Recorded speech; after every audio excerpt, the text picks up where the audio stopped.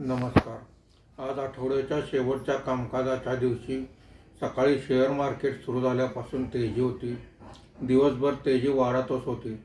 आज मार्केट बंद होताना सेन्सेक्स हा 450 पॉईंट वाढून 85,268 वर बंद झालेला आहे। निफ्टी हा 148 पॉईंट वाढून 26,047 वर बंद झालेला आहे। सर्व इंडेक्समध्ये आज तेजी दिसून आलेली आहे। आजच्या कामकाजामध्ये BSE मेटल इंडेक्स सर्वात जास्त म्हणजे 2.58% वर आहे।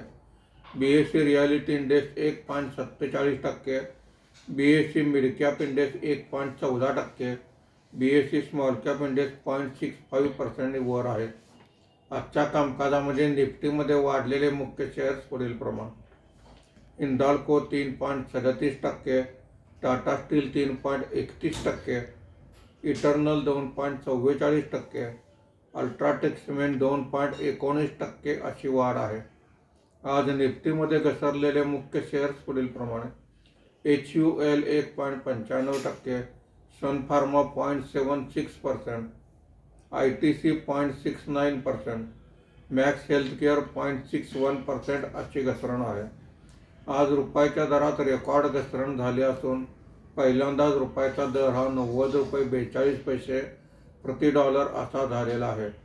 आज FIने 1114 कोटी रुपयांची विक्री केलेली आहे।